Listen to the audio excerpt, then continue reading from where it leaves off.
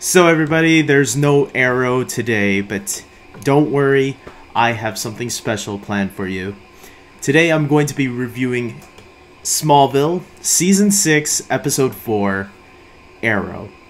So, yes, before Arrow was ever created as a series, Green Arrow himself was a recurring character on the TV show Smallville. He was a guest regular on starting from season 6, and he actually became a main character in season 8 until the show's final season, which was 10. So I like to think that one of the reasons why Arrow is doing a little bit successful was because people maybe enjoyed the character of Green Arrow from Smallville, and even though Stephen Amell's Green Arrow is very different from the Smallville version, played by Justin Hartley, I like to think that a little bit of the Smallville fans that, you know, had become superhero fans because of Smallville, maybe remember that character and decide to check Arrow out because of that. Because I do remember when Arrow was first starting, a lot of people really wanted Justin Hartley back as the Green Arrow. I'm going to admit I was one of those people, but I am very happy we got Stephen Amell, because Stephen Amell is awesome as the Green Arrow. He's a very different version, and both of them are very different, so they both have something to add. But it is worth noting that Justin Hartley is the very first live-action interpretation of the character. So, what is this episode about? Basically, a vigilante is in town who breaks into Lionel Luthor's party that he is hosting. One of the jewels he steals belongs to Lionel, that Lionel gave to Martha to wear on that night.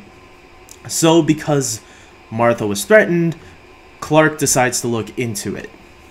Meanwhile, Lois gets in on the action and tries to find out who this vigilante is, which this episode marks the first of her working into the journalism realm.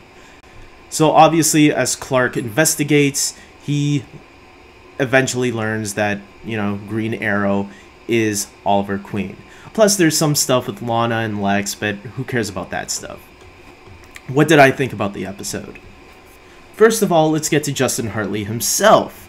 Justin Hartley, when he was first cast as the Green Arrow, he was actually originally supposed to play Aquaman in a spin-off series from Smallville, because the year prior to season 6, they had Aquaman as a guest star, which was played by Alan Ritchson, I believe his name was.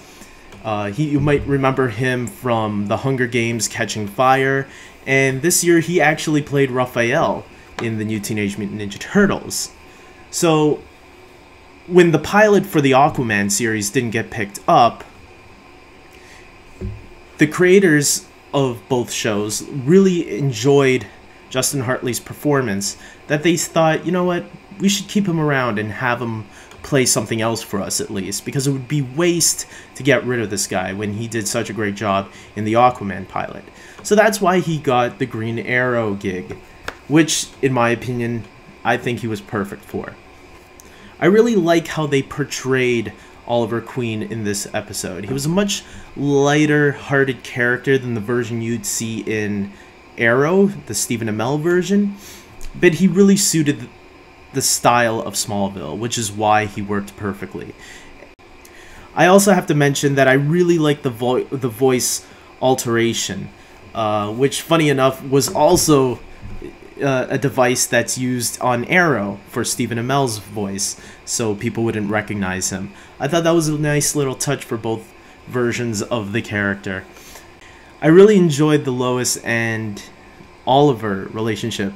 They really had a nice relationship going there, and it really showcased Lois's interest in superheroes. Because the year prior, she was in a relationship sort of with Aquaman for that one episode, and this one we got to see her for not just one episode, but for a couple of episodes after this one. Their romance kind of blossomed in the episode before this, so it would continue on for a couple more episodes until Oliver finally left. He was only in 6 episodes of this season, but for what it was worth, I think the relationship was less annoying than the Clark and Lana relationship. So, whatever. I think Lois is a much better character than Lana to begin with. I think she's just a fun character, and you can't hate on Lois. I think she works well with anyone, and the idea of her, you know, in relationships with superheroes works perfectly for Clark Kent down the line, because obviously, as we know, Clark Kent becomes Superman. I really did enjoy that, you know, if you really think about it, this was Lois's first big scoop. And I like that the fact that she nicknamed him the Green Arrow Bandit. I thought that was a cute nickname for you know, the bandit part was even Oliver didn't like the bandit part, and he said maybe you should drop that, you know, that last part over there on the name, but the Green Arrow part can stick. I thought that was pretty funny. I also thought seeing Clark and Oliver's interactions together were really good and a lot of fun. Every time a superhero comes to Smallville, it's always a lot of fun seeing Clark interact, especially if you know who that character is. It's always fun seeing them interact. The cool thing about Oliver, though, which I should mention, is how Oliver is actually the very first superhero to actually have his first full-out costume. He actually is the Green Arrow. We don't know how long he's been the Green Arrow, but obviously it hasn't been too long, because when he joins in season 8, we find out his backstory on the island. I think it's briefly mentioned in season 6, but I can't remember exactly.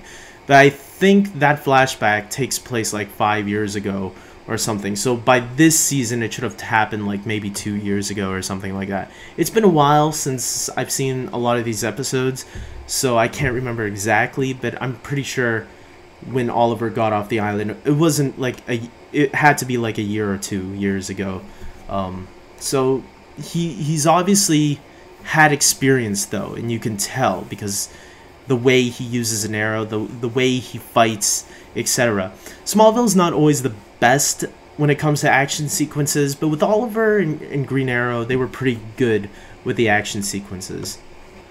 I also like the fact that Clark learns Oliver's secret towards the end of the episode, and once he learns it, he helps keep Oliver's secret from not just Lois, but from Chloe too, because Chloe was on to Oliver and getting closer and closer to finding out the Green Arrow's identity, until Clark erased a lot of her information and stuff. And I like that Clark tells her, hey, look, as a personal favor to me, just drop it, okay? And she instantly knows, you know who he is, don't you? And I thought that was pretty cool, and it shows the respect that Clark has for another superhero. Obviously, at the end of the episode, there's a nice little setup for the Justice episode that comes out like a couple of episodes later, which is one of the best episodes of all time. Of course, with episodes like this, despite how fun they can be sometimes, there are also some not so great things about the episode, such as the Lana and Lex stuff. Personally, I didn't mind it. I thought that stuff was actually okay. Basically, Lex is testing Lana to see where her loyalties lie, because by season 6, Lana had already broken up with Clark at the end of season 5. And she was already with Lex by now. And it was very annoying, because something I hated that Smallville did was all these romance, drama, crap, soap opera crap. Even though sometimes when they did it, there were times where I actually thought it was pretty cool, and you felt sorry for Clark sometimes, but this was one of those episodes where it was kind of annoying until you find out that Lex was doing this to test Lana, and that he didn't 100% trust her himself. So you knew by this point that, oh, so their relationship doesn't look like it's going to be, guaranteed after all. It looks like Lex is already kind of screwing up there because of the 100, the key to a relationship is trust. If you don't have trust, it's gonna fall apart. So by this point, you were starting to get aware that, and Lionel even gives Lex that advice that, hey, son, you better give this up before it's too late. You have Lana. What more do you want? So I thought that was probably the best part of that storyline in this episode. Other than that, Lana threatening the guy in the elevator who was gonna go talk to Lionel, I thought that was kind of... I couldn't believe it, because Lana, she hasn't really done anything to... She trained a little bit in fighting in Season 3, if I remember correctly. Season 4, I don't remember, or Season 5, I don't remember her kicking ass or threatening anyone. So for this to come out all of a sudden just seemed unnatural for the character for me. But that's just me, I don't hate Lana as much as there are other female characters in superheroes that are annoying like this, but Lana was definitely the prototype for characters like, let's say, Laurel, for an example, on Arrow, But for the most part, yeah, her stuff was definitely the weakest in this episode. I could care less what Lana did in this episode. Other than that, the episode was okay. I thought it was an okay episode. A good episode. It was a good episode. More than okay. I gave it a 7 out of 10. I really enjoyed it. Going back and rewatching this episode was a lot of fun. Every time Clark teams up with a superhero, it's always a lot of fun. And this one definitely was one of those episodes. It wasn't as good as some other ones that I could mention that were a lot more fun. But this one definitely, because Green Arrow, by that point, he was also in Justice League Unlimited. And so Green Arrow's popularity, I guess, in media was, going pretty well during that time. And I think Green Arrow, like I said earlier, I think Smallville made Green Arrow a little bit more popular than he was at the time, because yeah, no one really knew who Green Arrow was. I didn't know much about Green Arrow until these shows, until Smallville, until Justice League Unlimited. So now, how does this affect Arrow? Green Arrow has always been a Batman type character. Batman meets Robin Hood, and I really like the way, I'm gonna admit it, I like the way Stephen Amell handles the role. I remember when Arrow first started, like I said, I was against Stephen Amell at first. I thought, Justin Hartley should be Green Arrow because he is Green Arrow, and because I love that interpretation that they did on Smallville. Both of them are very different. That's for sure. But I think both of them are handled very well. And the reason why I give Stephen Amell more points is because it's kind of an unfair advantage, where Arrow can center more on Green Arrow, the character. Smallville was always about Clark Kent becoming Superman. The guest characters were that. They were guest characters. They were supporting characters to Clark Kent.